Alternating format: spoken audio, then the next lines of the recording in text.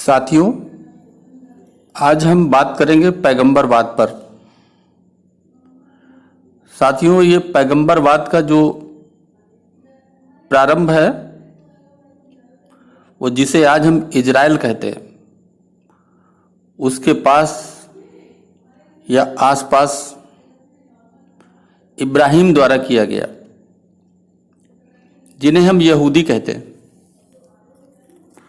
और साथियों, इसके बाद इसी कड़ी में उसी के पास एक दूसरे पैगंबर आए जिन्हें हम ईसा मसीह के नाम से जानते हैं। साथियों, उसके और करीब मदीना और मक्का के पास पैगंबर मोहम्मद आए।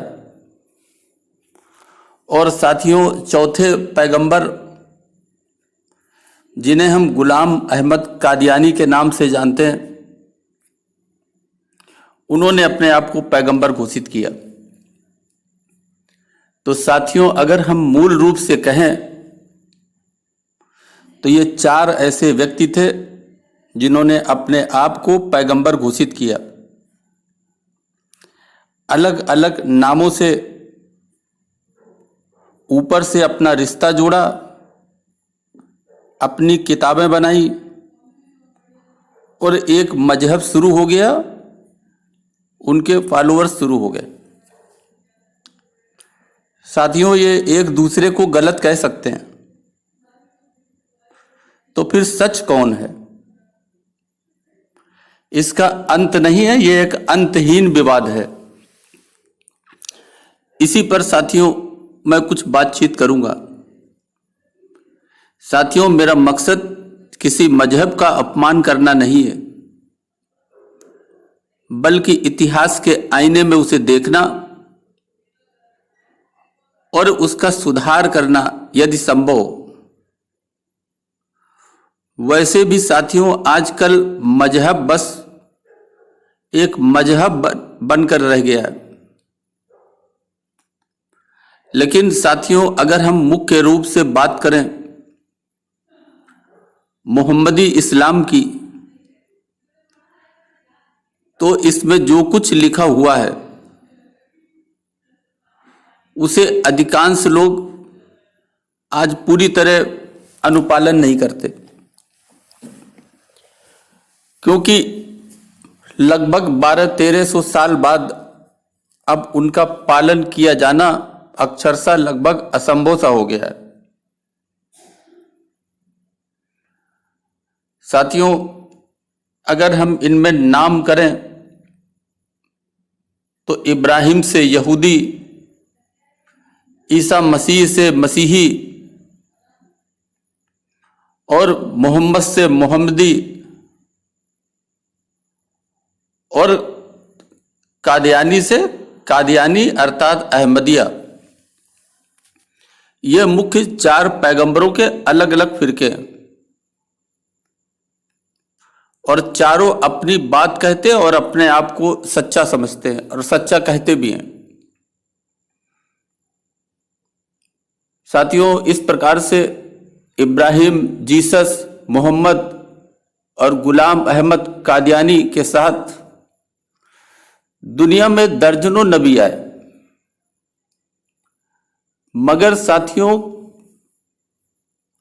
कुछ ऐसी बातें हैं जो नबी मोहम्मद के अलावा किसी भी दूसरे नबी ने इन कामों को करने की इजाजत कभी नहीं दी थी। किसी भी दूसरे नबी ने ये सब करने को नहीं बताया जो खास तौर से मोहम्मद ने जिसको इजाजत दी, क्योंकि एक तरह से ये अल्लाह का पैगाम था। प्रॉफेट मोहम्मद के अल्लाह का पैगाम था मुस्लिमों के लिए। साथियों, मोहम्मद के समय में जो विचार आया वो पहला विचार था कि अल्लाह मूर्ति पूजकों से पूरी तरह से नफरत करता है। और यही कारण है, इसी नफरत के कारण मूर्तियों को नष्ट किया गया, मंदिरों को गिराया गया। साथियों, ये कहा गया, बतलाया गया कि जो मुशरिक हो अर्थात मूर्ति पूजक हो, काफिर हो, उसको नष्ट कर दिया जाए, कत्ल कर दिया जाए।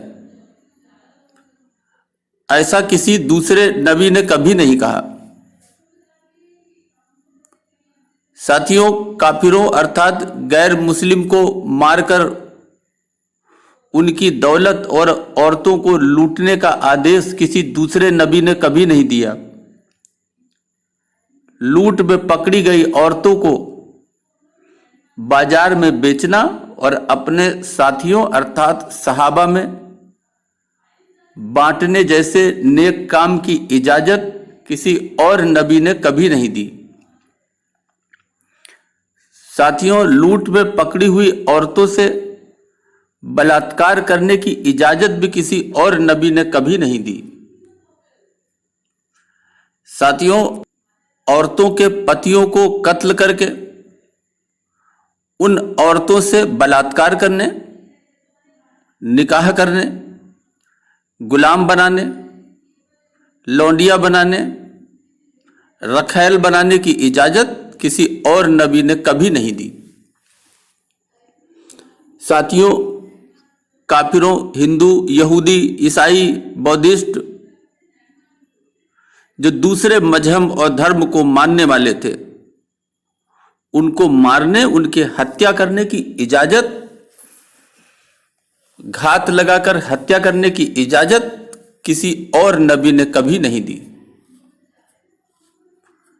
साथियों, 72 हूरों वाली जो जन्नत की जो कहानी मोहम्मद के समय बयान की गई और जिस तरह से बयान की गई, किसी और नबी ने कभी इस तरह की कहानी नहीं सुनाई।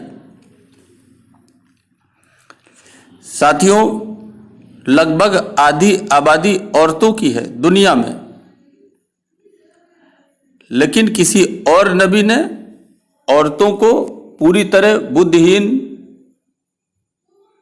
या आंशिक रूप से बुद्धिहीन कभी किसी ने नहीं कहा। किसी और नबी ने ऐसा नहीं कहा। साथियों, किसी और नबी ने नहीं कहा कि औरतें नबी नहीं हो सकती, औरतें पैगंबर नहीं हो सकती, औरतें पीर नहीं हो सकती, औरतें पूजनीय नहीं हो सकती, औरतों का मजार नहीं हो सकता, औरतें जन्नत में नहीं जा सकती। साथियों, दुनिया में दर्जनों नबी आए, मगर अपने साथियों और सहाबा से मिली लूट में जो दौलत मिली, उसका 5वां हिस्सा अर्थात 20% कमीशन जो प्रॉफिट मोहम्मद को मिलता था और बाकी शेष लोगों में बट जाता था, ऐसा किसी और नबी के समय इस प्रकार का कोई संदेश नहीं आया। साथियों, दुनिया में नबी आए,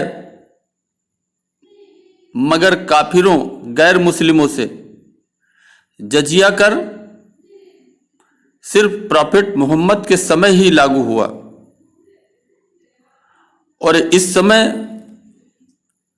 केवल एक विकल्प था जो चुनना था। वो विकल्प था कि गैर मुसलमान या तो इस्लाम कबूल करें, अगर कबूल नहीं करते तो जजिया दें, और जजिया भी नहीं दे सकते तो फिर जंग के लिए तैयार हो जाएं। साथियों, ऐसी दशा में तो मुस्लिम बनने के अलावा और कोई दूसरा रास्ता नहीं था उन लोगों के लिए जो कमजोर थे। साथियों, अगर पूरी तौर से देखा जाए तो कुछ ये विशेष प्रकार की बातें जो केवल प्रॉफिट मोहम्मद के समय चलन में आई इससे इस बात को बल मिलता है कि असल में ये जो इस्लाम आया, ये मोहम्मद का अपना खुद का मजहब था, इसीलिए इसको मोहम्मदी इस्लाम कहते हैं। इनके नबी प्रॉफेट मोहम्मद हैं। अब क्योंकि प्रॉफेट मोहम्मद अरब के थे, असल में यह अल्लाह के साथ जो संपर्क प्रॉफेट मोहम्मद का था, इसलिए इसे प्रॉफेट मोहम्मद के खुद का इस्लाम कहा गया। और यही कारण था कि इसमें प्रॉफेट मोहम्मद की एक तरह से अर्चना और पूजा ही की गई और शामिल किया गया कि ला इलाहा इल्लल्लाह मुहम्मदुर रसूलुल्लाह, अर्थात मोहम्मद अल्लाह के रसूल हैं। इसे कहने के लिए, बोलने के लिए, दोहराने के लिए कहा गया और शायद प्रतिदिन 5 बार। साथियों, यही कारण था कि जो फरिश्ते थे वो अरबी थे, कुरान अरबी में लिखी गई, क्योंकि नबी अरब के थे। सेंट्रल पॉइंट काबा में बनाया गया, अरब में बनाया गया और अरबी इबादती तरीकों को मिलाकर ये जो अरबी साम्राज्यवाद था, इसको इस्लाम का नाम मिला। और यहां से शुरू होता है ताकत, भय, लालच, तलवार और जंग के द्वारा इसे दुनिया में फैलाना। और लगता है कि लालची अज्ञानी अरब के लोग थे, वो उसे मानते रहे और कुछ ऐसे कारण रहे जिसकी वजह से मोहम्मदी इस्लाम दुनिया में फैला। साथियों, अगर हम पैगंबर की बात करें तो मसीही क्रिश्चियनिटी पूरे दुनिया में फैली,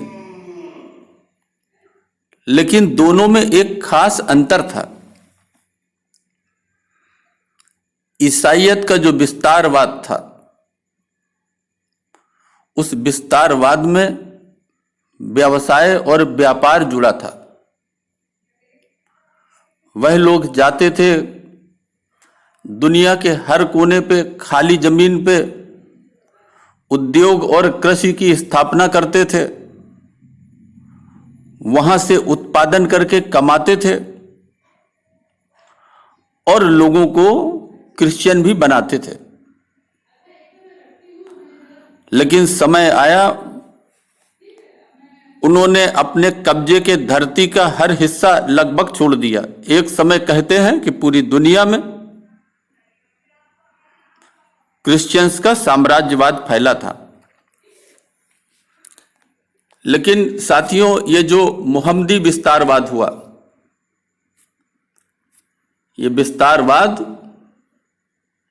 व्यापार के लिए नहीं था।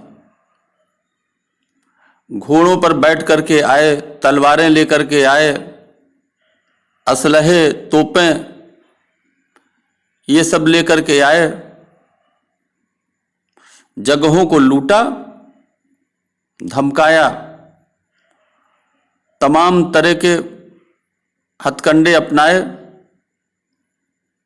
वहां पर मस्जिदों की स्थापना की और पूरा जोर लूट और मजहब के फैलाने पर रहा।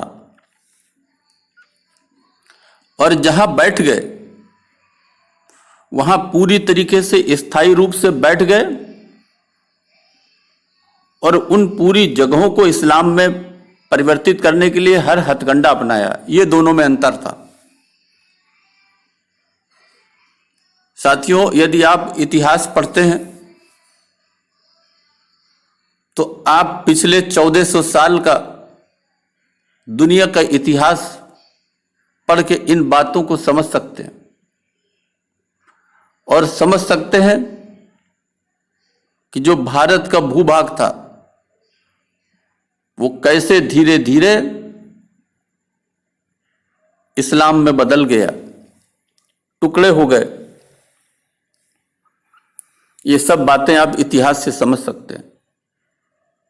साथियों, ये 21वीं सदी है और 21वीं सदी में बहुत कुछ बदल चुका है। जो 7वीं शताब्दी में था, 7वीं सदी में था, उससे बहुत कुछ बदल चुका है।